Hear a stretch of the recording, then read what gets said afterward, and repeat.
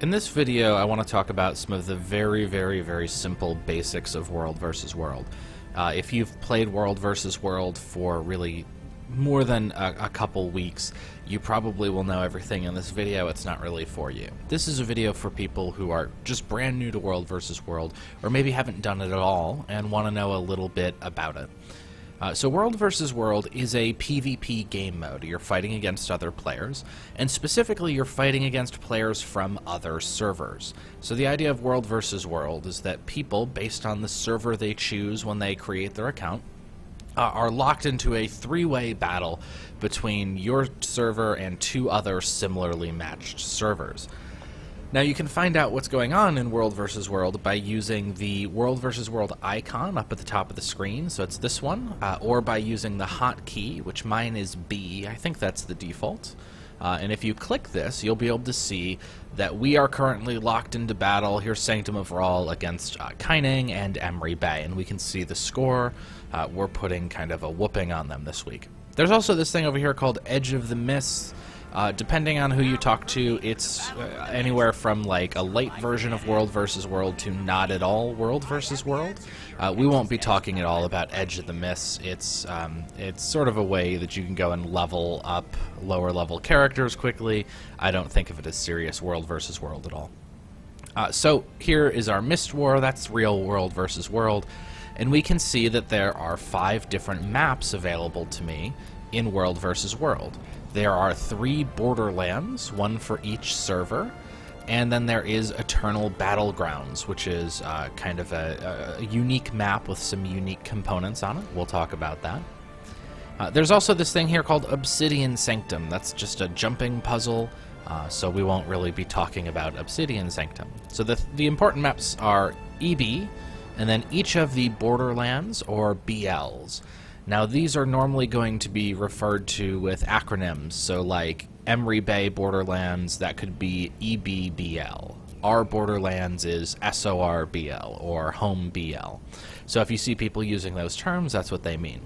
And you can get into any of those maps just by clicking on it. So I can just click on SORBL and jump into it from anywhere in the game. You don't actually have to go somewhere specific. Now, if you want to take an Asura gate instead of using the menu, if you go to Fort Mariner, there are gates to all of these different spots. All right, let me move out of the way. I'll go stand over here. So right now, I am in SORBL. I can see my little person icon there. And if I pull up my world map and scroll out a little bit, I'll see this is SORBL. We are the green team this week, and we control almost every single objective on this map. The different objectives are marked by these circular icons everywhere, and if I mouse over them, I can see what they are. So there's a tower here, there's a supply camp here, there's a keep here. And if I keep scrolling out, I'll also be able to see the other borderlands where, you know, we're not doing as well. And then Eternal Battlegrounds, which is sort of a different map. And we have quite a bit of Eternal Battlegrounds here as well. Now, each of these different objectives earns you points. If you look at the top of my screen, I can see a few pieces of information. The first is a clock that's counting down. We call that the tick. Every time this reaches 0, depending on how many points you have listed here, your server gets that many points. And they accumulate to give us now our 73,263. So if the clock were to hit 0 right now, we would get 295 points. Kaining, the blue team, would get 280, and Emery Bay, the red team, would get 120. Now, what I'm going to do is pop up here on the screen a list of the different objectives and points you can get. So you can see, depending on the map you're on, we have the 3 different borderlands, which are all identical, or EB, which has a slightly different set of objectives. We can get camps worth 5 points per tick, towers worth 10 points per tick, keeps worth 25, and then Stone Mist Castle, which is only on EB. I'll show you that. Stone Mist is this gigantic castle in the middle of Eternal Battlegrounds, is worth 35 points per tick. So the way you play World versus World is to try to keep your points per tick high, right? That's what winning is in World versus World. It's having the biggest score. And there's a lot of different ways to do that. So if you're running around in World versus World, there's a few different ways you can play the game. So the first way you can play in World versus World is by running with the Zerg. So that's the most popular way, especially when you start off, and I'd recommend to most World versus Worlders you run in a Zerg.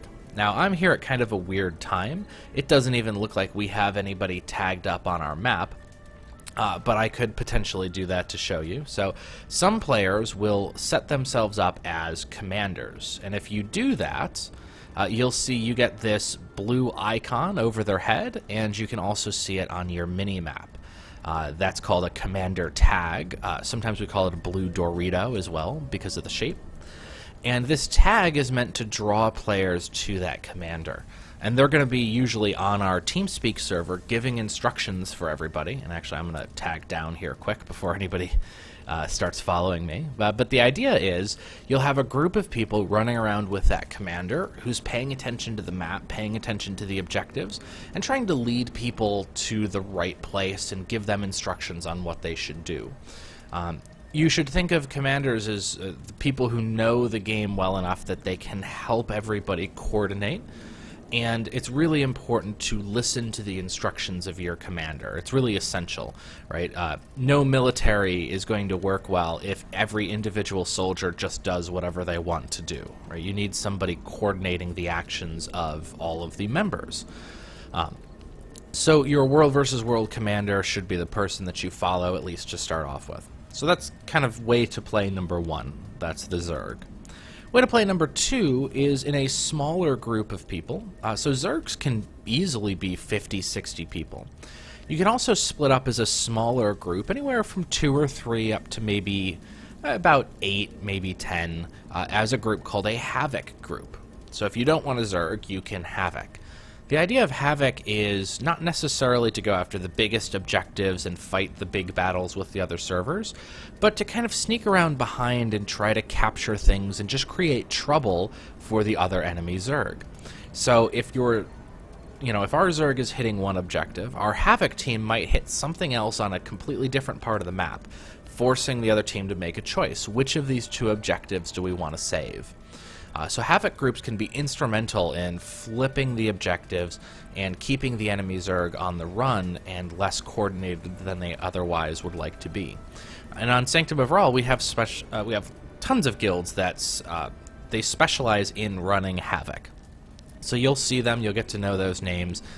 They do Havoc all the time, and if it's something you're interested in, you can definitely join up with them for that. Way number 3 to play World versus World is as a roamer. So if you play as a roamer, you will be running around by yourself, potentially picking off other players who are running around by themselves, and maybe even flipping some camps along the way. Roamers are usually people who really, really enjoy the PvP aspect of the game and just want to mess up somebody's day. Roamers are commonly like thieves or mesmers. I've seen a lot of engineer roamers as well, but usually they're builds that are designed to very quickly burst down another class. So if you see somebody as a roamer, you just run up and kill them. Our videos here, we're going to be talking mostly about running in the Zerg. So if you're interested in Havoc, we'll try to create a few instructional videos about Havoc a little bit later. But a lot of the things we'll be talking about will be how to best run in the Zerg, because if you're getting started in World versus World, that's going to be the easiest way to do so.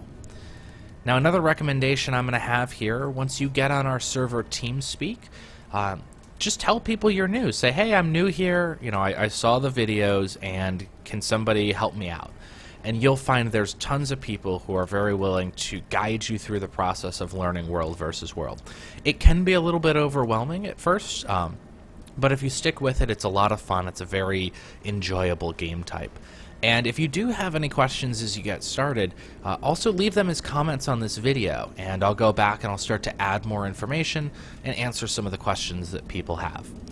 So welcome to World versus World, good luck, and we'll see you out on the battlefield.